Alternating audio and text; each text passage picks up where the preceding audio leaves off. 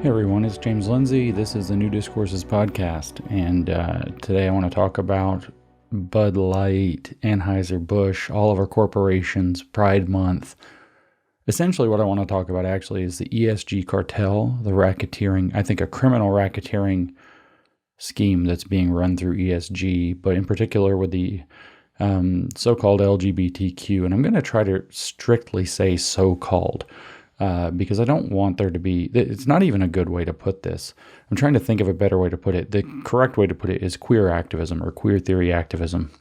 But that whole aspect of it, given that Pride is coming up and it's going to be a wild ride, I want to kind of take an opportunity to break down what I think is the most important story in America that isn't getting talked about, because we have been given an opportunity to unmask, not to just talk about, but to actually show and to press the issue that the way that the Corporate Equality Index and its related phenomena, there are other equality indices put forth by what's called the Human Rights Campaign, actually work in tandem with ESG. That's environmental, social, and governance scoring metrics for corporations, which they're all enthralled to. All it is a social credit system for corporations, which is fully implemented, fully installed, fully active already. It is not in the West that we have a social credit system for individuals yet, but our corporations all do. And what I want to do is actually go through how all this works, the whole kind of picture of the ESG racket, and then in particular talk about the Corporate Equality Index side of it, so that we can understand what's going to happen during Pride, which by the time this comes out, that should be about the same time, and understand what's happened with Anheuser-Busch and these other corporations. Because I think what we need, let me put this out very clearly here at the beginning, what we need more than anything is a perspective shift. Well, okay, second to one other thing. What we need more than anything is we need our leaders, whether attorneys general, whether state legislators, but more importantly also whether House and even Senate Republicans, calling these corporate leaders to hearings. And we need to have governors, we need to have all kinds of state and federal officials who are wanting to fight the woke menace, who are not complicit in the woke menace, to start taking up the charge to break this racket. We don't get out of any of this until the racketeering scheme is ended. You can talk about school choice as a miracle. You can think Christian nationalism or post-liberal, whatever, depending on national conservative, whatever you think these things. None of these are going to solve the problem if they don't have a tool that's directly geared toward breaking the ESG cartel.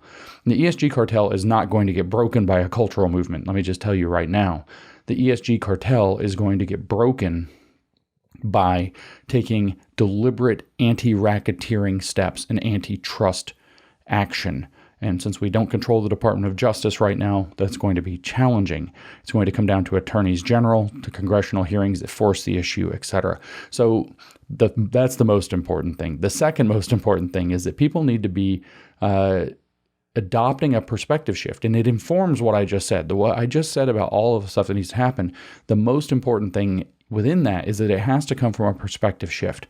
And that perspective shift has to be that most corporations, more than likely in this country, do not want to participate in the ESG racket. Now, I have very quietly whispered reasons to believe that this is true. Now, there are certainly some that are fully actively complicit. We should want to know who they are, and in my opinion, we should be taking steps, whether boycotts or otherwise, to bankrupt them. But there are a lot of corporations in this country that are wavering, aren't sure, that have walked themselves into a trap, feel like they had to, didn't really pay attention, and now they are where they are. And they are largely the victims of a criminal racket that uses, rather than guns and bombs and weapons and mob tactics kind of a century ago, setting your business on fire or whatever, it uses financial instruments instead of physical instruments in order to effect its racketeering. And when we look at it, when we look at ESG and these related metrics like the Corporate Equality Index, and I'm going to explain and unpack all of this, in that light, what we realize is that American growth, American prosperity, American productivity is massively hampered. And this is a huge national security threat on top of this, massively hampered by this cartel operation that is intentionally trying to squash and contour and control American productivity and growth for a large number of reasons. But one of those reasons is to destroy the United States of America. Why is it a security threat? How are we going to bring, say, essential manufacturing home if China were to decide to cut off the tap? So if we need essential manufacturing of essential goods, maybe even something as basic as metals or energy, how are we going to activate that in the United States if it's had to have been shut down so that it can be ESG compliant? We're not going to. This is a massive national security risk. This is the most ridiculous thing. ESG is nothing short of the West committing suicide. It is the suicide of the West. Our elites are trying to, it's like, if you think of the elites, like the brains of our society, it's like our brain has become mentally ill and is trying to kill ourselves. That is actually what's going on with ESG, and that's how this cartel is working. I suspect that the players involved are not insane in that particular way. I suspect that they are insane in a different way. And in fact, that most of them have a massive scheme to profit on the far side of this, whether they're in league with the CCP, whether they've invested in China and India, or whatever it happens to be, and now they're rigging the system to elevate those things while impoverishing the United States and the West, whatever their actual motivations are, whether it's just power, whether it's genuinely a bid for neo-communism. I think there are reasons to believe many or all of these things are true at once, as a matter of fact. But the fundamental reality is that we need a perspective shift, that the majority of American corporations, if American startups, future American corporations, are beholden to a system. They are trapped by a cartel that is using racketeering methodology, and they need to be released from that. And the way that you break up a racket is that you start, imagine it like a house of cards. Now, some of the cards are glued in place, but what you're going to do is start pulling out cards where you can, and eventually the thing will fall down. You want to haul, for example, the CEO of, or at least somebody in the corporate executive suite of Anheuser-Busch before Congress or attorneys general pressuring these people at the same time or independently. You want to have them in front of a congressional hearing asking hard questions. Why did you do this? Why did you put Dylan Mulvaney? Who cares? That's not the specific that matters. The question is, why is your corporate equality index so damn important? Why do you care about your ESG score so much more than the survival of your brand, than your customers? How is this possibly representing fiduciary responsibility unless fiduciary responsibility is captured by the market itself, the cartel market, I should say itself, not shareholder responsibility, not a free market, but a cartel that's rigged the system so that the only way your corporation can make money. What do your corporate bonuses look like for making these mistakes? Why are you getting gigantic bonuses? Why are so many industries giving gigantic bonuses to their corporate executives to implement this crap when it's actually killing their companies? These are the kinds of questions that need to be coming up. And what has to happen is the truth has to start coming out for why corporations are doing this. Now, some corporations are doing this very willingly. They've been promised monopoly status over some sector of the economy and the new oligopoly that's going to run everything on the other side of the transition to a new economy. We always hear about the new sustainable and inclusive future of Klaus Schwab and the World Economic Forum and the United Nations. They've been promised a seat at the golden table if they play ball and get through this. Everybody else will not, because it's going to be monopolies. There will either be crushing out of existence, buying out of existence, and merging out of existence into monopoly statuses for the most loyal on the far side of this. And so some of them are willing participants and they need to be held to account. This is trust activity. That's illegal. We need to be bringing back provisions out of the Sherman Antitrust Act, for example, or the Clayton Act or something, some of these acts, and hitting them hard. At the same time, we have to dig into the corruption and the racketeering. Who's facilitating this? Why is this happening? And the only way that's going to happen is if we take advantage of this unique moment. So I'm going to break down kind of the Anheuser-Busch Dylan Mulvaney story, and I am going to lean partly on the work of a YouTube channel. I don't know who actually runs it, so my apologies, but the channel is called Midnight's Edge. They've done a couple of very good, very comprehensive, very detailed, very graspable, very comprehensible videos explaining the Dylan Mulvaney Anheuser-Busch ESG CEI racket. First in kind of two stages. Why this is such a thing. Why was Dylan Mulvaney a brand ambassador for Bud Light in the first place? What was the fallout? That was one video, and there'll be more, I'm sure. And a second video was following the news that's prompted me to make this podcast, which came out on either the 18th or 19th or 20th, one of these days of May. I think the 18th of May came out saying that the Human Rights Campaign had actually downlisted, I should say, not delisted, downlisted. They reduced the corporate equality index score of Anheuser-Busch for not sufficiently standing with Dylan Mulvaney. So I'm going to summarize kind of the whole thing, but I want to tell the story, and I'm going to kind of go off of Midnight Edge's analysis to make it a little bit simpler. So here's the rough idea, and I'm happy to say that I started banging the drum about the corporate equality index maybe in last September. I learned about it in a conference I went to in Washington, D.C. last September, and immediately realized its relevance. Came up a couple more times when trying to get people to pay attention to it.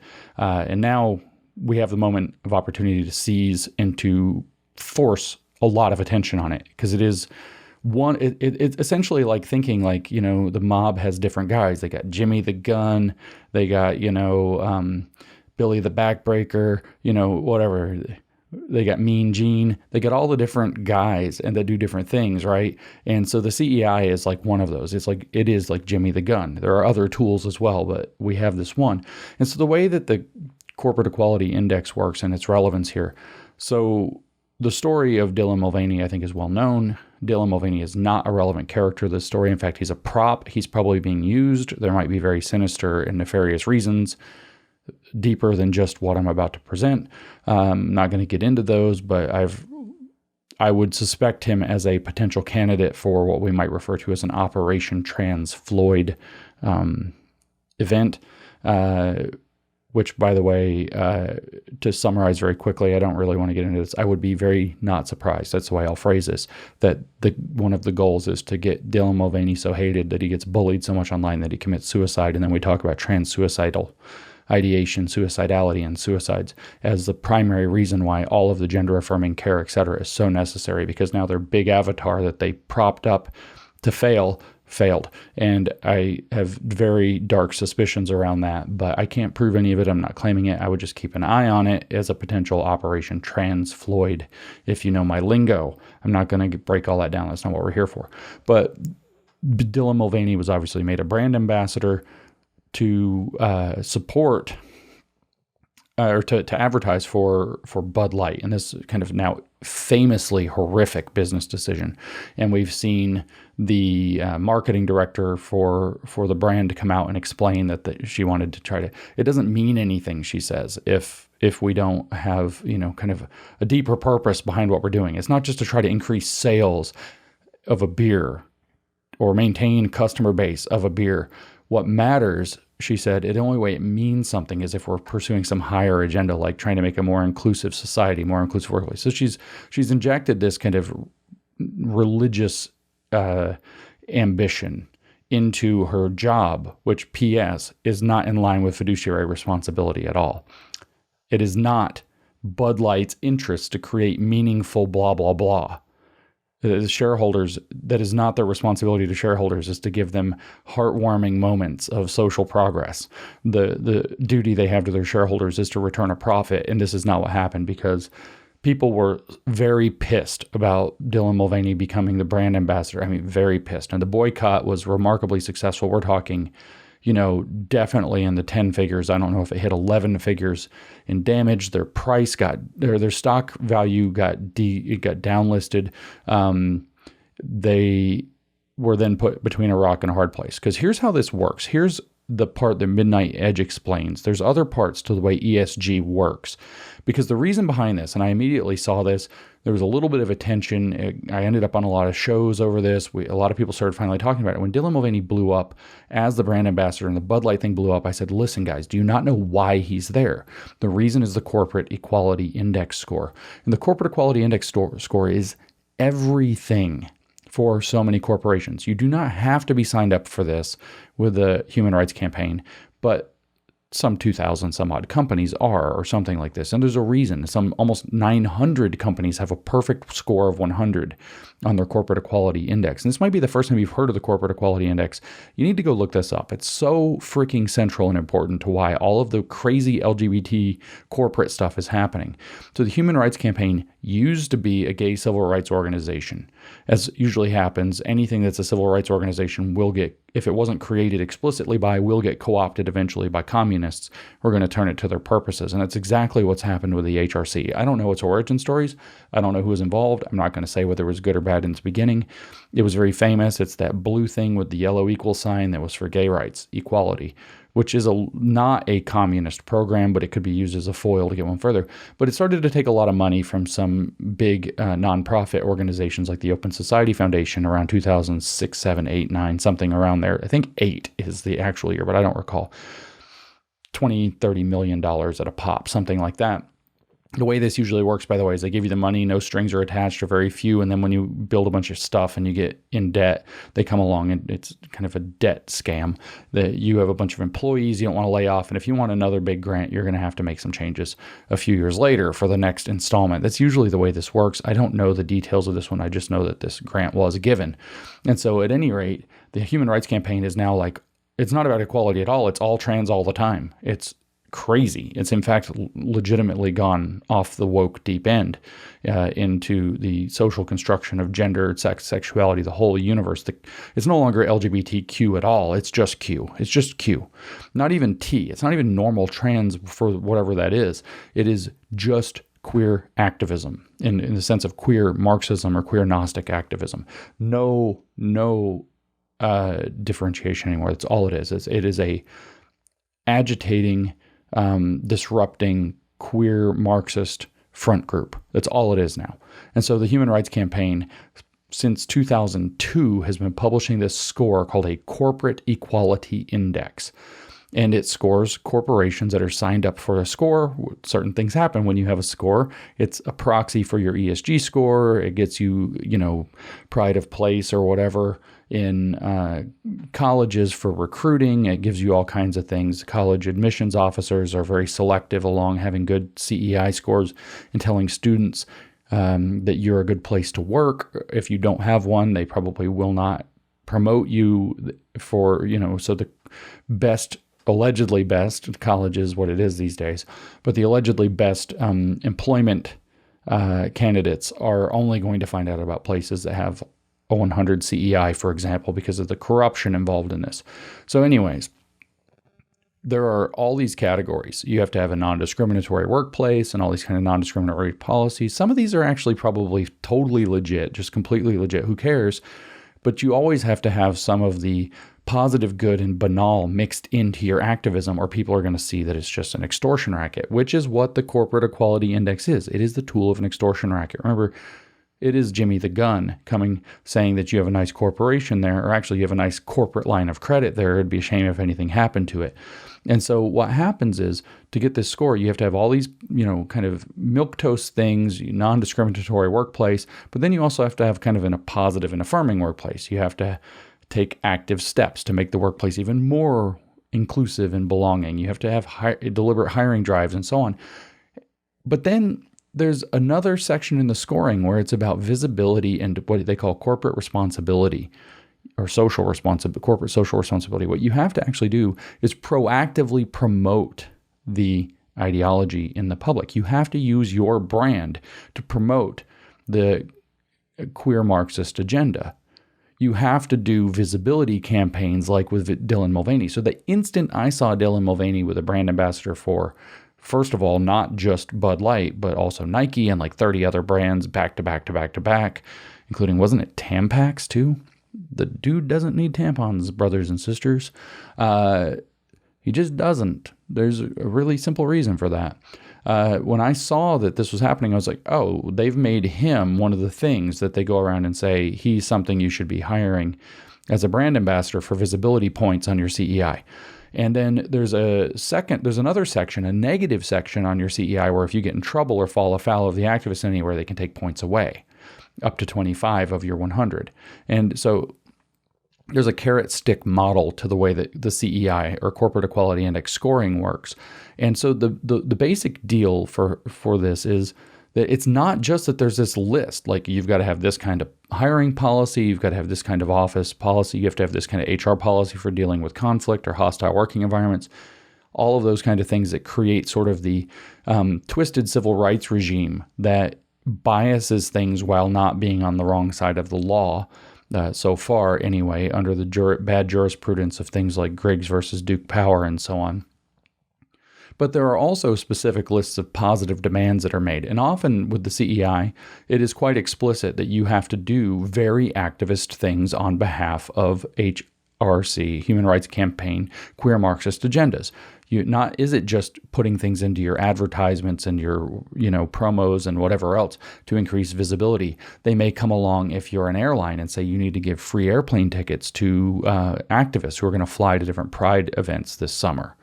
They might go to any given corporation and say, here is a bill, the so-called Don't Say Gay bill that they maligned in Florida. You're going to lobby against it and put money behind lobbying against it, or else we're going to delist your CEI score. Here's this thing that has to do with Obergefell. You're going to lobby on behalf of this. You're going to lobby for the bills that we want, and you're going to lobby against the bills that we don't want, explicitly asking them to do that. And there's this list of year by year by year demands to satisfy that third category that you must participate in. In other words, they come with a new list of extortable racketeering devices and say, if you don't participate in these, it's going to be a shame to see what happens to you. And so corporations work really hard to keep their 100s, to earn and keep, I should say, their 100 score in the Corporate Equality Index. Now, before I go any further, because the next question is, you can see how this works. Why is Ford painting a truck with a rainbow? That's why. Why is, probably, very likely why. Why is Nike, Tampax, Anheuser-Busch, Bud Light, Coors, Miller, why are all these big brands going into this, whether it's Dylan Mulvaney or some other huge Pride campaign? By the way, by the time this comes out, you're going to be seeing, this is going to be the operation of the summer, is going to be to just core dump these Pride campaigns from large corporations because they want the American people to attack our own industries. That's hugely why. So last year was drag queens, and that's going to be a thing this year. This year is going to be heavy-duty corporate pride, and it's going to be to piss people off with these ad campaigns and so on. And the HRC and its CEI score is probably behind it. Now, before we go into how it actually works, I know I haven't told you how the ESG CEI scam works and gone into the Midnight's Edge analysis of liquidity and all of this. The thing you also need to know is this isn't just limited, believe it or not, limited is a strange word to use here, to corporations. There's a Corporate Equality Index, but why is there so much of this stuff happening in healthcare, in hospitals, with all the gender-affirming care in particular? Well, they publish a Healthcare Equality Index as well.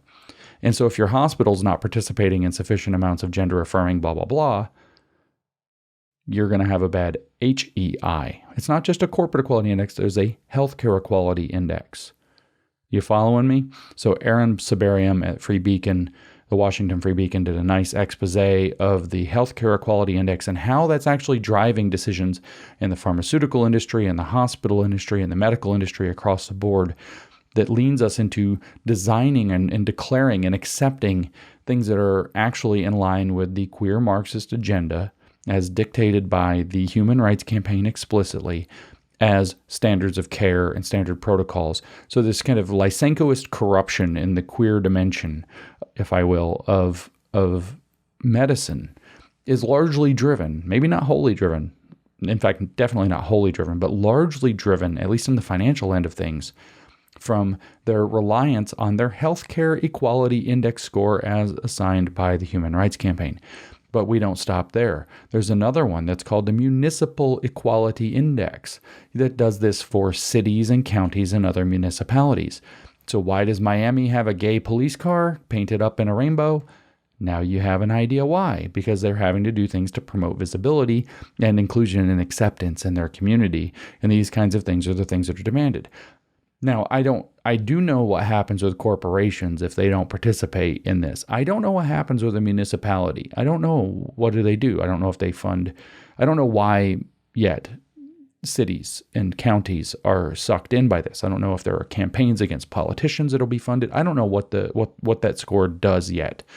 We can look into it. There's also, as a fourth one, there may be more than this. I haven't found more, but there may be more. There's also what's called a state equality index, where they've rated all the states. And if you go look at this, you'll find that the states seem to be the least impacted entities, political or corporate or whatever entities. They are seemingly the least beholden to the HRC, which makes sense because they're gigantic and there's other political pressures coming on. So the extortion racket doesn't affect the states as well. But there are at least 4 of these equality indexes utilized by the HRC, the Human Rights Campaign: the Corporate Equality Index for corporations, the Healthcare Equality Index for the healthcare industry and medical industry, the Municipal Equality Index for municipalities, and a State Equality Index to push all 50 states and maybe other territories. So you have this idea of how this activism works. Why does it work? Why do these corporations and hospitals in particular, municipalities, and I told you I don't know the answer for the municipalities. Hopefully somebody will dredge that up, because all of this needs to be one of the biggest conversations that's happening, because if we stop this extortion racket, we stop basically woke. We stop the Sustainable Development Goals. We stop the whole program. It all comes down to stopping ESG. Well, it turns out these equality indices are a gigantic part of how ESG works. And ESG is super important. So all of this corporate equality index stuff is the LGBTQ plus hot dog, whatever dimension of DEI at the corporate level. And DEI is the largest share of the S in ESG. So it turns out that the ESG rating entities, which are gigantic financial institutions, banks, essentially, index fund managers, these gigantic financial institutions do, and the SEC now, the governments are involved in this as well now, in the public-private partnership corruption. We used to call that fascism, but they came up with a new name for it, so everybody's confused. And of course, public-private partnerships didn't start out as explicit fascism. They were co-opted. Well, the thing is that these major financial institutions use things like your corporate equality index as proxy metrics to determine your ESG score. How are they going to know how your corporation is behaving with regard to queer inclusivity, which is queer Marxist activism under a cutesy name? Well, only one possible way. Well, I guess there are a few ways, but the easiest way is, oh my God, we'll just outsource it to the Human Rights Campaign and some of these other nonprofit organizations that will create scoring metrics that say how good you are on it, and they're considered authoritative. So corporations take the Human Rights Campaign, which why in the hell should they care what the Human Rights Campaign says? So they can put a sticker on their website and some whatever? No. That's only worth so much. And I can tell you it's not worth as much as Bud Light lost by propping up Dylan Mulvaney. It's not that. It's because the ESG rating agencies use it as a crucial measurement for how they do this. And if we, by the way, destroy the Corporate Equality Index as the metric, they will find another one. ESG is the thing that has to be taken down. This is a way through the door. That's what I want to talk about. So here's what happens. I'm just going to give the story, summarize the 2 videos that I watched from Midnight's Edge and give you guys a sense of this.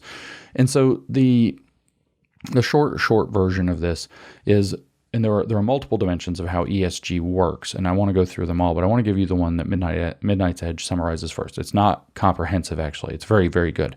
But the argument that he gives is that corporations have kind of 2 huge sets of pressures on them at all times. One is their long-term viability as a corporation due to being able to pull in long-term revenue from a stable or growing or renewing customer base. And that's what people are thinking about when they think about the market. The second, though, is in reality, this isn't how corporations do a lot of their business. The way they do a lot of their business in reality is that they put out huge capital outlays. Maybe they're going to make 200 million gallons of beer, in this 3-month period of the year when the temperatures are the most ideal to make beer at the best profit, and it's cheaper to store it than it is to, something like this. So they have to, I'm not saying that's how they make beer. I'm just giving a hypothetical example, right? different reasons. Maybe they're going to build a whole new factory. Maybe they're going to buy a whole new fleet of trucks, whatever it happens. Maybe they're going to run a gigantic marketing campaign and have to buy millions upon millions of dollars of new materials right now. Well, it turns out the bill for those things comes sooner or later. Now, the corporation on paper is going to be able to pay for this no problem, but they're going to finance it. So if I'm somebody and I make a contract with, say, Bud Light, and I'm going to make advertising materials for them, or I'm going to provide them with hops in bulk, because maybe hops is only harvested at certain times of year, and they're going to pay me $5 million. Well, they have to have $5 million to pay me when I complete the delivery. And if I'm not offering them a financing option, which I might not do, knowing how these things actually work, they can turn to a bank and say, look, we're projected to make $28 million profit. We owe $5 million. Give us a line of credit so we can go ahead and pay our vendor here, and we're going to come, or our supplier, and we're going to come back and we'll pay you back, and you'll get profit because you're a bank and blah blah blah. Interest. And so these lines of credit are actually crucial in short-term financing of corporations, customers, medium and long-term lines of liquid credit, liquidity, crucial for short-term. So you see these two kind of things. So what actually goes on with this one particular dimension, one thing that ESG does will determine your access and your interest rates involved to short-term liquid credit. Your line of credit depends in terms of how much it's going to cost you, whether or not you can access it at all, because it's a social credit system. It's like if the social credit score was bad and you were in China, they would turn your bank account off. This is the same thing. We're going to turn off your access to liquid credit. You'll have no line of credit if you're ESG, or limited line of credit, or an expensive line of credit. What different ways to manipulate the situation if you don't have a perfect ESG score. So the corporations are massively incentivized to have a perfect ESG score, because otherwise they might have, say, $20 or $30 million in outlays in the short term that they don't have money in the bank to cover, but they know they're going to recoup over the year. So they don't exactly go bankrupt, they go insolvent. They hit a liquidity crisis, and the ESG scores can force them to participate to avoid liquidity crises. That's what's really, this is all kind of a little more financially savvy. And if I've got some of the details wrong, I'm sorry. I'm not a finance guy. I just kind of have a general grasp of what's going on. And this liquidity thing is the line of credit access through ESG is a key aspect of how it works. This shouldn't be legal to manipulate you that way. There should not be a social credit system limiting the way that our corporations behave, or forcing our corporations to behave according to the dictates of the Human Rights Campaign or any other nonprofit that wants to come extort them, so that they can't gain access to their line of credit unless they behave. This is a massive violation. This should be illegal. And when this gets exposed, and this is why the Dylan Mulvaney story and Bud Light story turns out to be so helpful. It is the moment. The moment is here to expose what's going on and get all of these nitty-gritty details. But this forces the corporations to play ball. So what happens with Bud Light is they know their customers don't want this, or they learned it very quickly. And so they have the risk of losing medium and long-term value, or even ability to survive as a corporation because of their customer base. But secondly, they have, or as a brand, because technically they're not a corporation anymore. They're owned by, Bud Light's owned by Anheuser-Busch, and Anheuser-Busch is owned by a large multinational headquartered in Belgium called InBev, or something like that. Some gigantic, massive corporate conglomerate that's probably going to be one of the contenders to be the monopoly on the far side of the ESG rainbow, which, by the way, this is extortion. This is not okay. This is a giant corporate Ponzi scheme run through the banks. This has to be exposed and busted up. But the thing is, they have to think about their customers, of course, but they don't have to think about their customers in the short term. And in fact, they're in a bad place because they have to think about their line of credit constantly in the near term. And this is a place where they've become vulnerable, and ESG steps in and creates these threats of liquidity crises, which could destroy the company. They can't pay their bills. They're going to have to file bankruptcy. All kinds of bad things are going to happen. Then they can get credit delisted further. Their stock goes bad. All kinds of terrible things. There are lots of other aspects to this too, but this is one of the reasons why corporations like Bud Light and Ford and Disney and everybody else gives a damn about their corporate equality index. This is one of the reasons why the healthcare industry cares so much about its healthcare equality index score, because it becomes a proxy to their ESG score, and their ESG score controls very important things. Because ESG affects not only public corporations, but also private corporations and healthcare and every other thing in the universe. Its effect, however, on public corporations is a much greater effect. But these mechanisms are powerful, and they come from multiple angles at once. And ESG activists, mostly working in these nonprofits, these NGOs, these entities, these banks, these financial institutions, and within the corporations themselves. They've been embedded within the corporations themselves, because if you don't hire them, your G score for your ESG goes down, right? So you have to have good governance. That's G. So you have to hire these activists into your corporation, pay them very, very handsomely to be there. And if you don't, then they're going to delist you or downgrade you in terms of your ESG, and all of these same problems hit you. So one of the things that I just mentioned and explained is the access to credit lines, short-term liquidity. That is what Midnight's Edge covered, and it is absolutely crucial. But it also affects your access to investment capital. So imagine that you're a CEO of a private startup corporation. So we're not talking about Bud Light now or something long established. You're a startup. You might not need credit now, but you probably do. You probably need a lot of money to get off the ground. I've heard in the tech industry, if you're not talking about an initial investment in the billions, you're probably not going anywhere. So you've got to go scrape that together. And the only people that they'll give this kind of money to most of the time are highly ESG compliant. And the reason is because they know that your corporation's your startup isn't going to go very far once it gets out into the universe where ESG runs the market. So why dump a bunch of money into a startup that's going to get crushed by the mob? You can only give smart money to things that won't get crushed by the mob. And so they know that this line of credit game is going to hit you eventually later. So the other thing is that a lot of these startups end up selling themselves to some acquisition buyout. So, you invent a cool new tech product, Google buys you. You get to a certain size, Google buys you.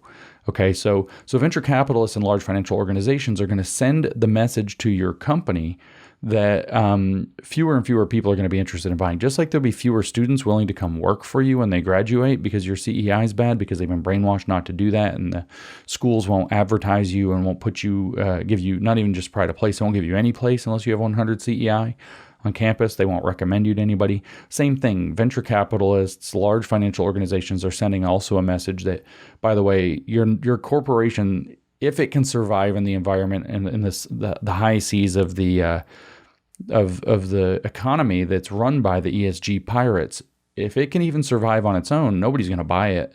Nobody's going to be interested in buying it unless you have these ESG policies in place. The big boys are already ESG compliant. They're already complicit, whether they want to be or not. So nobody's going to participate because they're caught up in the acquisitors are already caught up in the racket, right? So it might or might not be true that you can succeed, but it creates a substantial reason for you to believe that it's a massive risk not to be ESG compliant, besides the fact that you're not. And so we're not talking just about your own company. I'm talking about the venture capitalists and so on who are going to invest in your company.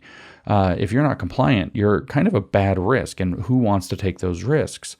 Especially if you spent 20, 15, 10, 20, 50, whatever years building up a fortune or building out an idea and building out and designing a company.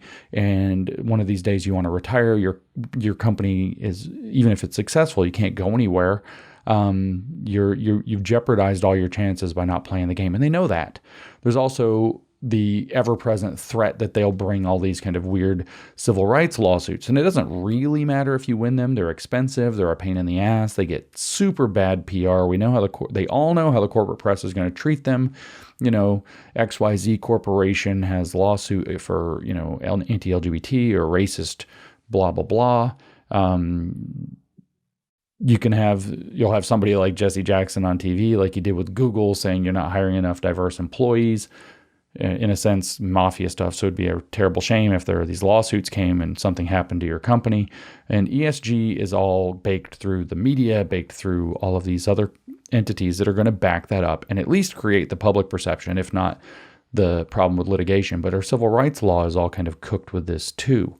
And the SEC is now involved. So that's a problem. Then you have the executives themselves, and we haven't even gotten to the really gnarly problems with the way ESG works as a cartel, but the executives, if you're a corporate executive, you're not a normal dude anymore, right? Like, it's not like you just get pissed and quit your job and go get another job. You don't get mad and walk out of Starbucks and go get a job over at Chick-fil-A. This isn't what's going to happen to you. If you're a C-suite executive, especially up in Fortune 500 territory, these big corporations, the kind of big, rich, swinging something or anothers of the corporate environment, they all know each other. They're all friends with each other. Lots of them, maybe they don't like each other sometimes, but they go on retreats together. They learn best practices together, all of this. And when they resign, you don't go apply for another job. You're tapped for a position where you've already kind of been headhunted and eyeballed, and you're going to get moved around. It can get very incestuous. Execs hire each other within different firms and related industries. And if you are seen as a reputational liability, or as somebody who's not going to play ball, or somebody who is accused of something bad like sexual harassment or racism or sexism or transphobia or whatever, which can be signaled by you having a bad CEI score or ESG score, your corporate career depends on keeping yourself squeaky clean with whatever the fads are and the culture is within that universe.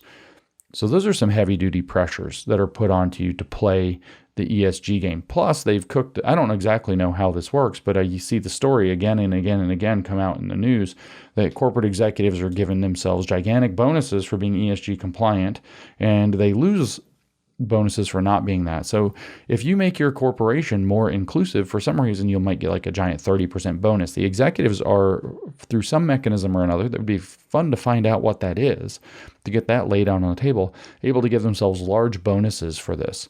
And so that's a reason. I mentioned before that the way the ESG racket works. ESG was created, by the way, at the United Nations in 2003 by a man named James Frank Gifford, somebody else, James Gifford. And the goal of the ESG from its inception was to take investment capital, passive investment capital, pensions, retirement funds, long-term IRA investments, all of these things that get dumped into mutual funds and so on, pension funds and so on, and to take all that reservoir of money, which is trillions and trillions of dollars, many trillions of dollars. I've heard estimates that it's 40% of the entire S&P 500, that it's, sometimes I've heard numbers that range from $6 to $20 trillion, numbers that range from 25 to 50% of the global capital that's available. That's all under management in these gigantic reservoirs of long-term investment. And the goal from Gifford and the United Nations, where he cooked it up, was to figure out how to take all of that money, instead of investing it for the genuine long-term strategy of best rate of return for these investments. It was to do impact investing along the way. And they retrofitted this terrible explanation that's called ESG now, that explained that if companies are environmentally responsible, socially responsible, and have good governing best practices, they have the highest likelihood of having a good long-term rate of return. They might be volatile or whatever in the short term, but the companies that have the best long-term rate of return are going to be the ones that have the best environmental, social, and governance policies in place. And those, of course, if they're measurable, they're corruptible. They were very rapidly corrupted. So the S doesn't mean social corporate responsibility. It means woke. E doesn't mean sound environmental policy. It means zero emissions, net zero environmental climate change scam. That's all it means. It means whatever they say it means, actually, in both cases.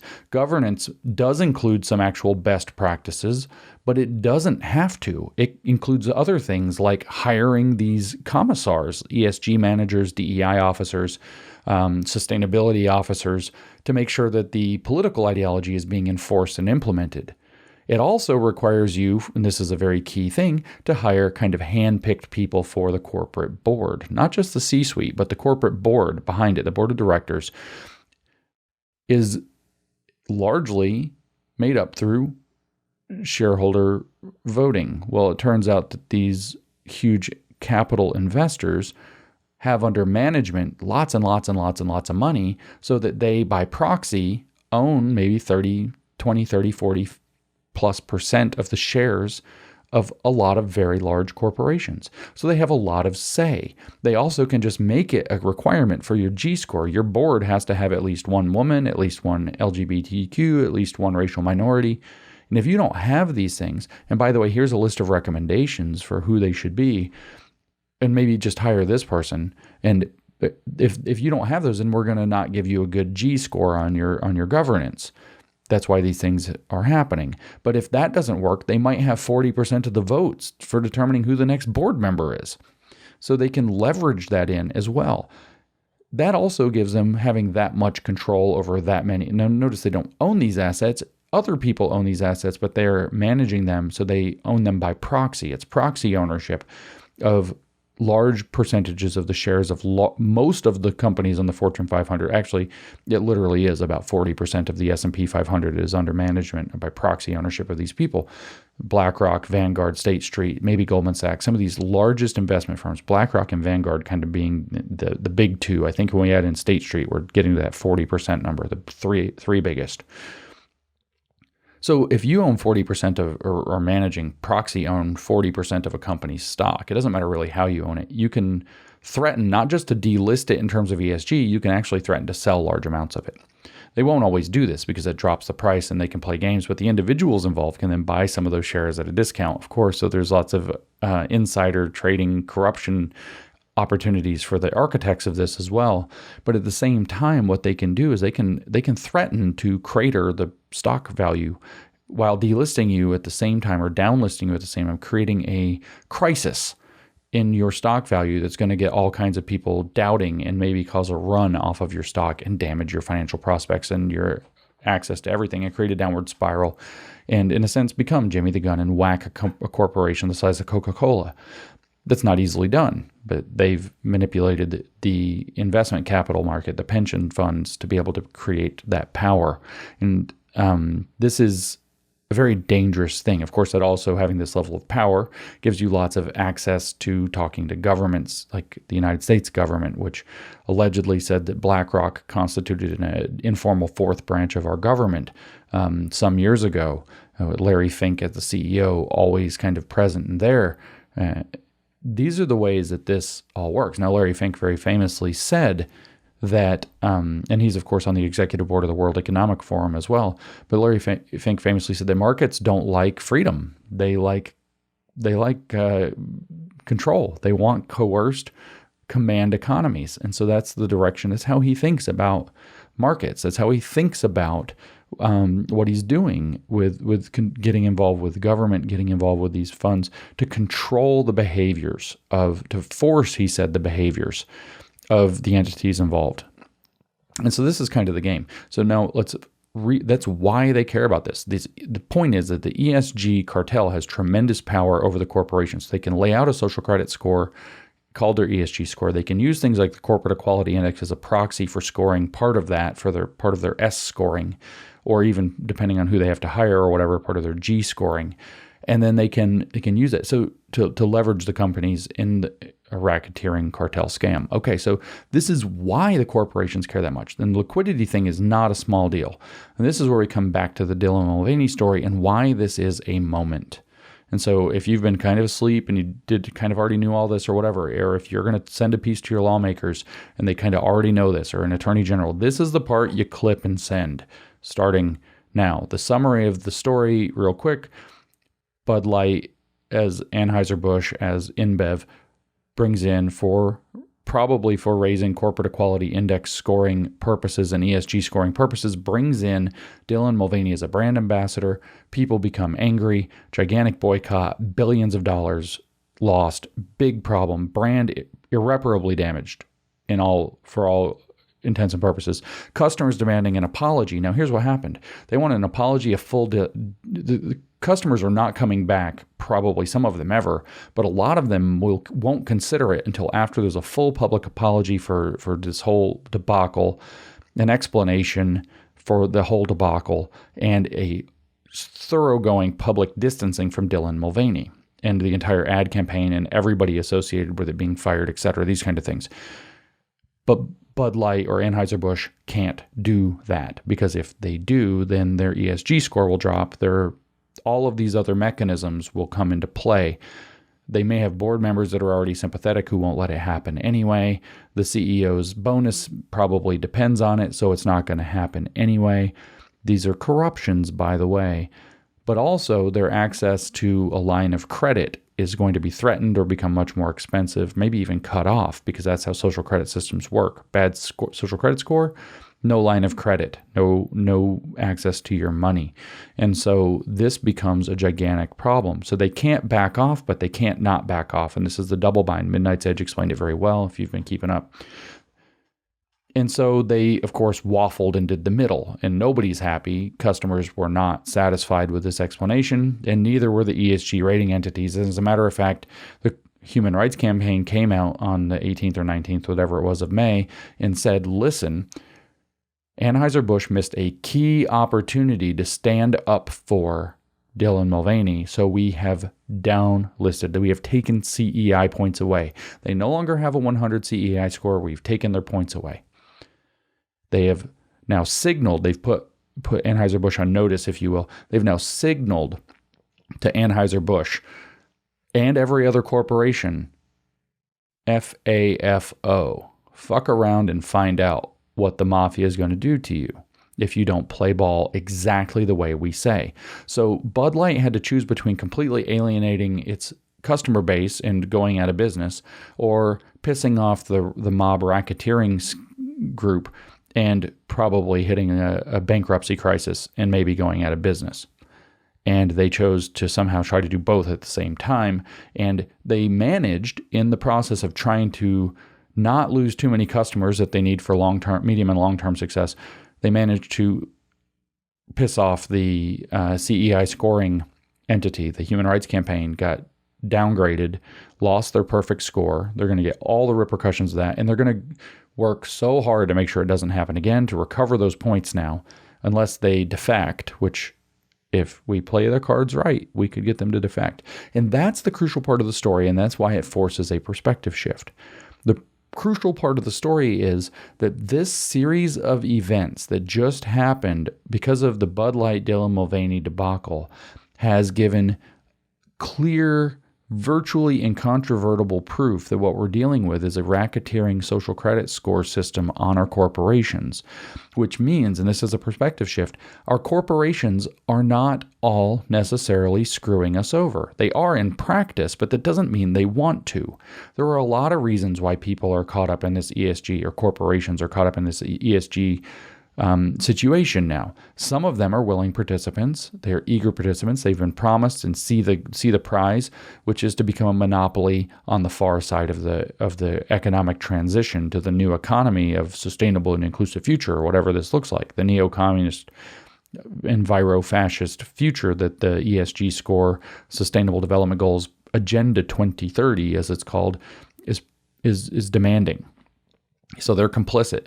Some corporations walked in and now they can't get out. Some corporations, like these venture capital-based startups or whatever, are just trying to get an apartment on the block. I want you to go and actually think about that there's a block, say in New York City, it's 1992, and it's the dangerous times. There's a block and it's actually run by the mob. Maybe we should go back to like 1932. And there's a block in New York City, Lower East Side or whatever, a couple blocks, and they are actually hustled by the mob. And you got your Italian restaurant, or you got your apartment or whatever, and it's a fine restaurant you have here. It would be a shame if something happened to it. Most of the people who live on the block are going to act in concert with what the mafia says, but they aren't part of the mafia. They are victims of the mafia. They fear for their lives every day. And they're caught between, maybe it's the mafia and the police, maybe it's whatever. We'll say that it's two kind of powers. Your boycott power against Bud Light forced this, but it's kind of like the copper. And over here you have the mafia, which is the ESG cartel.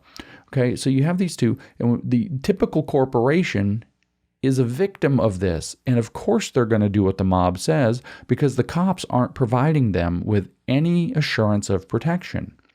Now, I'm not saying what your average consumer should do. I've heard several people say, if Anheuser-Busch came out and came fully clean, testified before Congress, etc., and said, we were forced to do this, here's how it works, and basically started the racketeering busting up scam, they would openly start buying the beer, supporting the company, etc., and they could get their long-term customers back. I don't think all of them will come back, but it would be a big difference if this were to actually come out openly in the public.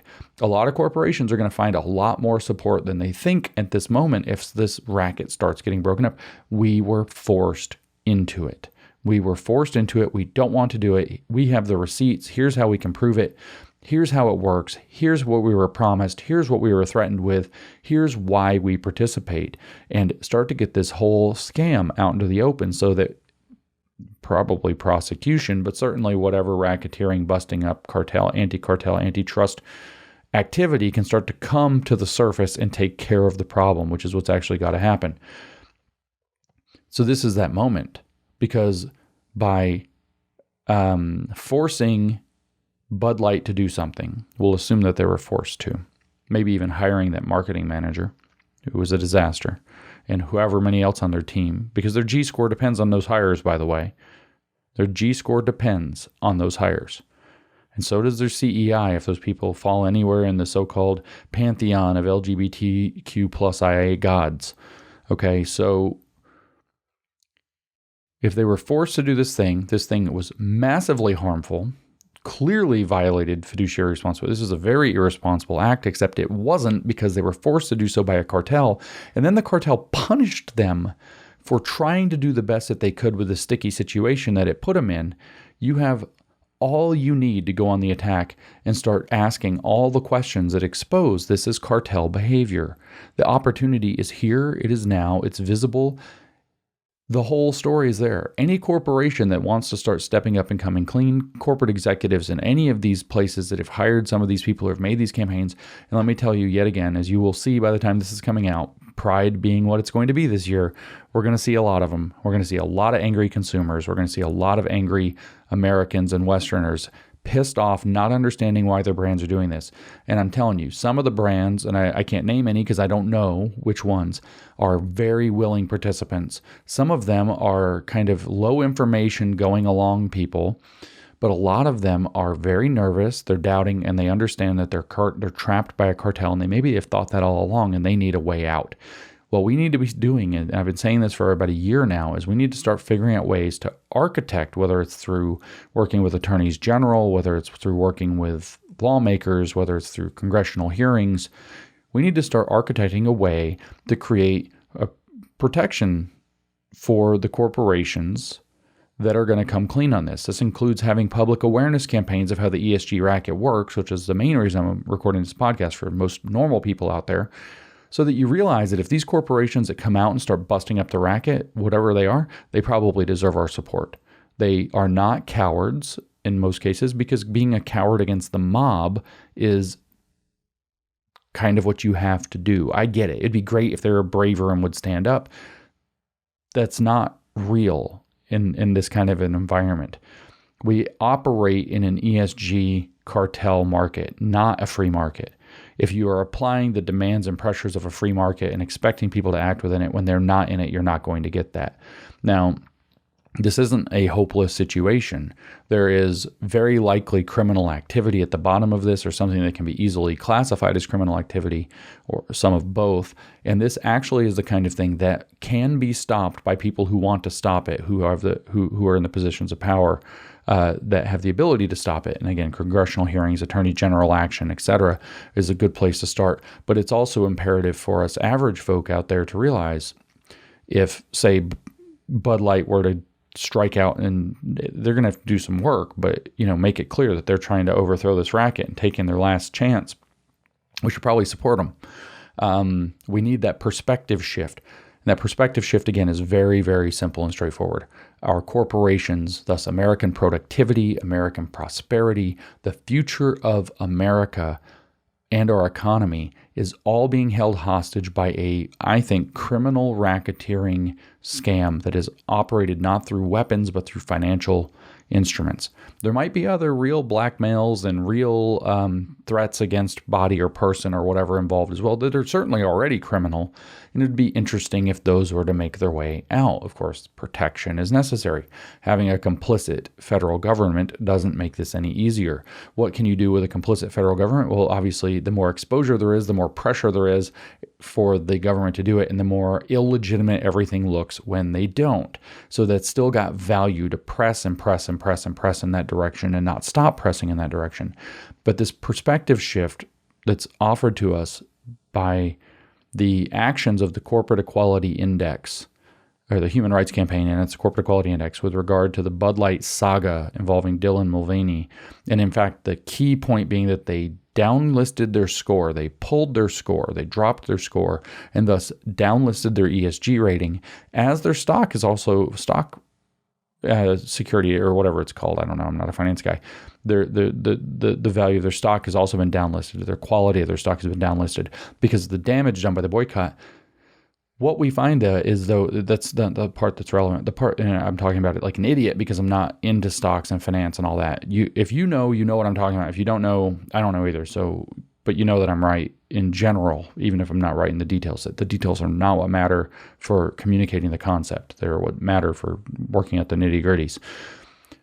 What matters most is that the whole Dylan Mulvaney saga proves that there is racketeering behavior going on, and that our perspective has to shift to that of liberating, if you might dare use that word, but actually freeing up, opening up, restoring American productivity and prosperity and the American free market from the cartel.